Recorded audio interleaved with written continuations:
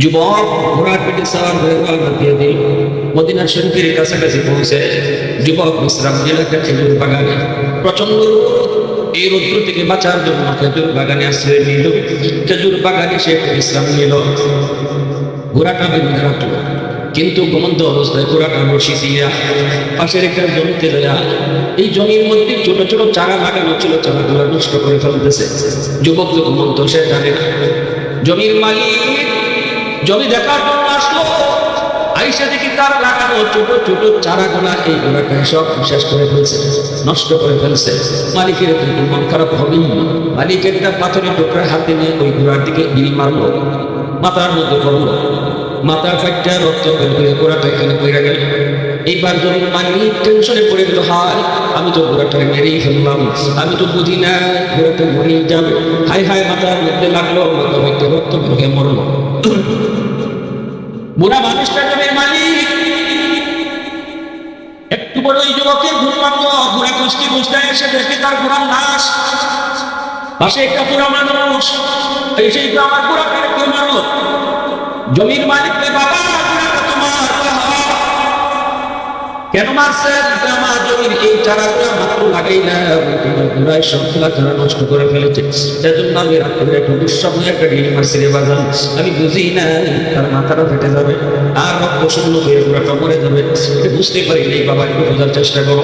আমি মারবার জানি মারা নিয়েছে, কিন্তু গিরি মারি নেই, আমি তো একটু গুসা করে রাগ করে মারছি। এই কথা বলতে যুবকের একটু গুসা উঠে গেছি। যুবক, আমি এখন মদিনা যাই কেমনি? তুমি যে আমার এই বাহনটারে মেরে ফেলেছো, এখন আমি মদিনা যাবো কেমন করে?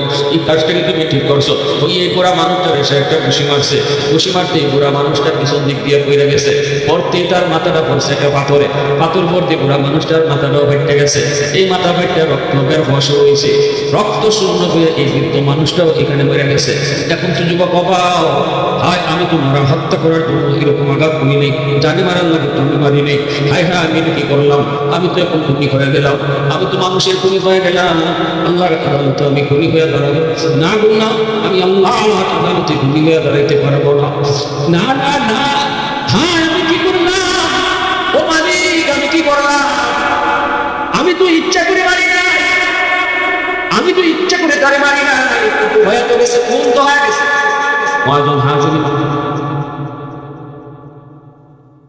আমার তেলাওয়াতকৃত আয়াতের সরল তর্জমা হলো, আল্লাহ পাক বলেন, আলা শোনো, ইন্না নিশ্চয়, আউলিয়া আল্লাহ, যারা আল্লাহর ওলি, লা খাউফুন আলাইহিম, তাদের কোনো ভয় নেই, ওয়ালা হুম ইয়াহজানুন, তাদের কোনো টেনশন নেই।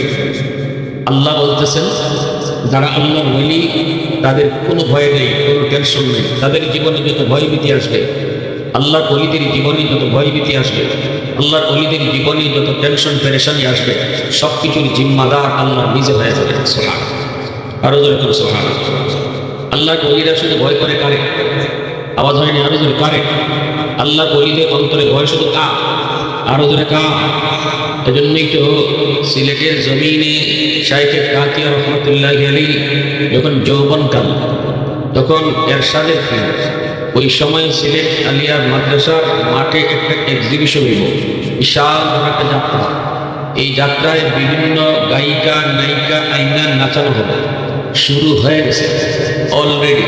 ডিসির পারমিশন নিয়ে বেইটে পুলিশ পাহারা বসেছে, সবার হাতে বন্দুক, ওয়ার্ডার হয়েছে গুলি। যদি কেউ যাত্রা ভাঙতে হয় তাইলে তার গুলি চালাইবা, এই ওয়ার্ডার দিয়ে দিছে ডিসি। ওলামায়ে কেরাম তারা দূরে মিটিং মিছিল করেন, সবাই বন্ধ করার জন্য বড় বড় আওয়াজ দিতেছেন, চিৎকার দিতেছেন, কিন্তু সাহস হইতেছে না কারো যাইতে, কারো গুলি ওয়ার্ডার কিনা দূরে পড়ে। আতিয়ার সাহ রাহিমাহুল্লাহ আজকে দুনিয়াতে নাই। আল্লাহ তোমার ওলিদের মাকবারাকে জান্নাতের উচ্চ মাকাম বানাও। তাদের এই খেদমতের উসিলায় আজকে আমরা ইসলামী পর্যন্ত পাইছি, ঠিক কিনা?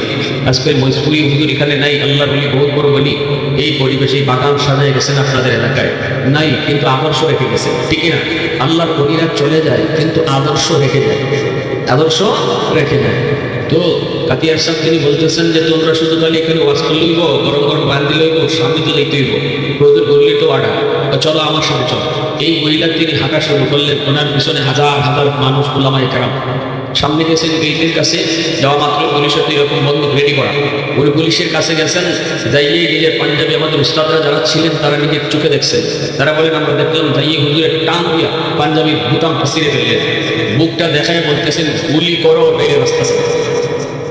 আল্লাহ আকবার, গুলি করো নয় রাস্তা ছাড়ো, গুলি করো না রাস্তা ছাড়ো, গুলি করো না রাস্তা ছাড়ো। এই আওয়াজকে যখন সামনে যাওয়া শুরু করছেন তখন পুলিশের হাত থেকে কাঁপতে কাঁপতে বন্দুক মারি হয়ে গেছে। আল্লাহর ওলিরা ভয় করে শুধু কারে আর দূরে কারে গুলি করার সাহস হয়নি। সোজা স্টেজে বসছেন, মাইক হাতে নিছেন, হাতে নিয়ে অ্যাক্টিং কেরাসিন একটা ম্যাচ পৌঁছানো শেষ হইতেই তিন কেরাসিন ঢেলিয়া ম্যাচ দিয়া লাগাই দিয়ে যাবে। আর বাইকা নাইকা নর্তকে যা আছে সব সাইডে বামে আকারে পাতার বই জানবাসী মানুষ। এই যে সাহসটা থেকে আসছে, বিন্দু পরিমাণও মরণের ডরান নেই, বিন্দু পরিমাণও ভয় ছিল না গুলি ওয়ার্ডার যেখানে, কারণ তাদের দিলের ভিতরে মানুষের কোনো ভয় নেই। ভয় ছিল কার? আওয়াজ দিয়ে বলেন কার? কুতুবুল আলম শাইখুল ইসলাম হুসাইন আহমদ মাদানী রহমতুল্লাহ গেলে ওনারই ইংরেজরা 144 জারি করছে এবং ইংরেজরা অর্ডার দিচ্ছে মদনী যে স্টেজে পাইবাই গেলে গুলি করবাই। আজকে এই স্টেজে মদনী রহমতুল্লাহ গেলে প্রধান অতিথি, ইনি আসবেন, বক্তৃতা দিবেন। ইংরেজদের জম যারা বলেন, ইংরেজরা তার নাম বলেই কাঁপত। কুতুবুল আলম শাইখুল ইসলাম হুসাইন আহমদ মাদানী রহমতুল্লাহ গেলে ইনি আজকে এই মাহফিলে আসবেন, এই প্রোগ্রামে আসবেন প্রধান অতিথি। ইংরেজদের সেনাপতি অর্ডার দিয়ে দিচ্ছে মদনীর ভাইকে গুলির অর্ডার। এখন ওরা তো চতুর্দিকে আর্মিরা, ইংরেজ আর্মিরা তারা স্টেজের চতুর্দিকে ঘেরাও করা। কুতুবুল আলম তিনি স্টেজের মধ্যে এসে শব্দ বেশি উঠে গেছে, মাইক হাতে নিয়ে নিয়েছেন, মাইক হাতে নিয়ে বলতেছেন যে আজকে আমি এখানে কথা বললে আমার গুলির অর্ডার বলছে। ইংরেজদের সকল আর্মিরা কিন্তু বন্দুক রেডি করা, সবের বন্দুক রেডি করা, কিন্তু উনি মাইক হাতে নিয়ে বলতেছেন আমাকে আজ এখানে কথা বললে গুলির অর্ডার দেওয়া হয়েছে। এরপরে কথাগুলো কি বলতেছে? অতএব আমার কথা বলতে দিবে না কেন? আমিও কথা বলবো না, আমিও কথা বলবো না। যদি আমার এই কথা বলার অনুমতি দেওয়া হতো তাহলে আমি বলতাম ইংরেজদের বিরুদ্ধে জিহাদ করার পর যাই যা যা আছে তা নিয়ে ঝাঁপাই। আমাকে যদি আজ কথা বলার অনুমতি দেওয়া হতো তাহলে আমি এই বলতাম সেই বলতাম। আমাকে যদি অনুমতি দেওয়া হতো তাহলে আমি এই বলতাম, আমাকে যদি অনুমতি দেওয়া হতো তাহলে এই বলতাম। বলতে বলতে সব বলা হয়ে গেছে। আল্লাহ না এরপরে তাই বলতেছেন শোনো, আমাদের মুখে গুলি চালাও না, মনে রাখো আমরা কারো না কারোর সাথে সম্পর্ক রেখে যাব। তোমাদের উপর থেকে হয় না, তোমাদের উপরে যে আছে আমরা যার সাথে সম্পর্ক রাখি তিনি তার উপরে। এ কথা কোয়া মাত্রই ওই সময় ইংরেজরা গুলি চালিয়ে দিছে। উপস্থিত আহত তারিখের কিভাবে আছে, কুতুবুল আলম শাইখুল ইসলাম মাদানী রহমতুল্লাহ আলাইহির বুকের দিকে গুলি চালায়, একটা গুলি ওনার বুকে লাগে না, ডাইনে যায় বামে যায় উল্টে যায়, কিন্তু বুকে গুলি লাগে। আল্লাহু আকবার করে বলেন। শেষ পর্যন্ত ইংরেজ সেনাপতি বলতে বাধ্য হয়েছে থামা, আর গুলি করো না। আজকে লাহোরের সমস্ত বন্দুকের গুলি যদি হুসাইন আহমদের বুকে করা হয়, আমার যেমন হচ্ছে একটা গুলি তোমরা বুকে লাগাইতে পারবা না, অতএব থামো আর গুলি করো না। আল্লাহু আকবার করে বলেন। আরো বলেন আল্লাহু আকবার। প্রশংসা করবে কার? وحدتك حفاظت نہیں بے قوت بازو، وحدتك حفاظت نہیں بے قوت بازو، آتی نہیں کچھ کام ہاتھ میں خدا دا، آتی نہیں کچھ کام ہاتھ میں خدا دا، اے مرد خدا تجھ کو قوت نہیں حاصل، جا بیٹھ کسی غار میں اللہ کا کریا، یہ سچ ہے کہ باطل کی طرف دار نہیں ہے، غدار نہ سمجھو ہم غدار نہیں ہے، پھولوں کی تو رحمت زد اپنت نازو، ہم تیری نہیں نیزہ تلوار نہیں ہے، ہم تیری نہیں نیزہ تلوار نہیں ہے۔ مسلمان آواز بولی اللہ اکبر، আর জোরে বলি আল্লাহু আকবার। এজন্যই আল্লাহ পাক রব্বুল আলামিন বলেন যদি তোমরা আল্লাহ বলি হও, এক নম্বর ফায়দা হলো ভয় নাই, কোনো টেনশন নেই। কেমনে তোমরা আল্লাহ বলি হবা? আল্লাহ পাক বলেন আল্লাযীনা আমানু ওয়া কানু ইয়াত্তাকুন। দুই কাজের মাধ্যমে আল্লাহ বলি হওয়া যায়। কয় কাজের মাধ্যমে আল্লাহ বলি হওয়া যায়? একটু জোরে বলেন কয় কাজ? আল্লাযীনা আমানু ওয়া কানু ইয়াত্তাকুন। এক নাম্বার হলো ঈমান, দুই নাম্বার হলো তাকওয়া। এই যুবক, দৌলতে ঈমান আল্লাহ আমাদেরকে জন্মসূত্রে দিয়া দিয়েছেন। মুসলমানের করে জন্ম দিয়া, মুসলমানের করে জন্ম দিয়া আল্লাহ পাক ঈমান সাথে দিয়া দিয়েছে। একটা মাত্র আমাদেরকে অর্জন করতে বলেছে, সেটা হলো তাকওয়া। আল্লাহ পাক বলেন, তাকওয়া যদি তোমরা অর্জন করো তাহলে তোমরা আমি আল্লাহর ওলি হয়ে যাবা। আল্লাহু আকবার। যদি তুমি আমার ওলি হতে পারো, তোমার জীবনের যত ভয়, তোমার জীবনের যত টেনশন, যত পেরেশানি, সব কিছুর জিম্মাদার আমি আল্লাহ হয়ে যাব। ভয় নাই, কোনো টেনশন নেই, সব কিছুর জিম্মাদার আল্লাহ হয়ে যাবে। এজন্য তাকওয়ার দৌলত বহুত বড় দৌলত। যে মানুষটা যত বেশি তাকওয়াবান হবে, তাকওয়া শব্দের অর্থ কি? আল্লাহর ভয়। আল্লাহর ভয় অন্তরে যত বেশি থাকবে, সে আল্লাহর তত বড় ওলি হয়ে যাবে। আল্লাহু আকবার। আল্লাহর ভয় তার অন্তরে যত বেশি, সে আল্লাহ তত বড় ওলি। এজন্যই যুবক, তাকওয়ার দ্বারা আল্লাহর ওলি হওয়া যায়। তাকওয়া কাকে কয়? আল্লাহর ভয়। আল্লাহর ভয় কার ভিতরে আছে কেমনে বুঝবো? এই মানুষটার ভিতরে আল্লাহর ভয়, সেই মানুষটা নামাজ ছাড়তে পারে না। যেই মানুষের মধ্যে আল্লাহর ভয়, এই মানুষটা জিনাবি বিচার করতে পারে না। যেই মানুষের অন্তরে আল্লাহর ভয়, এই মানুষটা ব্যবসা বাণিজ্যে মিথ্যা কথা বলতে পারে না। ঠিক না? যেই মানুষের অন্তরে আল্লাহর ভয়, মানুষের ধোঁকা দিতে পারে না, আপনার সাথে বেয়াদবি করতে পারে না, মুরব্বীদের সাথে বেয়াদবি করতে পারে না, উলামায়ে সাথে বেয়াদবি করতে পারে না, আল্লাহ ওয়ালাদের সাথে বেয়াদবিমূলক কথা বলতে পারে না। কারণ কি জানেন? সে কোনদিন রমজান মাসে রোজা না রেখে থাকতে পারে না। আওয়াজ দেখো ঠিক না? এজন্য আল্লাহ পাক রব্বুল আলামিন আল্লাহর ভয় তার অন্তরে আছে। এই মানুষটা দুনিয়ার আদালতকে ছোট মনে করে, আল্লাহর আদালতকে বড় মনে করে। দুনিয়ার আদালতকে ছোট মনে করে, আল্লাহর আদালতকে বড় মনে করে। এজন্যই তো মদিনা শরীফ থেকে 300 মাইল দূরে একজন যুবক মদিনা শরীফে আসে। খলিফাতুল মুসলিমিন আমিরুল মুমিনিন হযরত ওমর ফারুক রাদিয়াল্লাহু তাআলা আনহুর জামানার ঘটনা।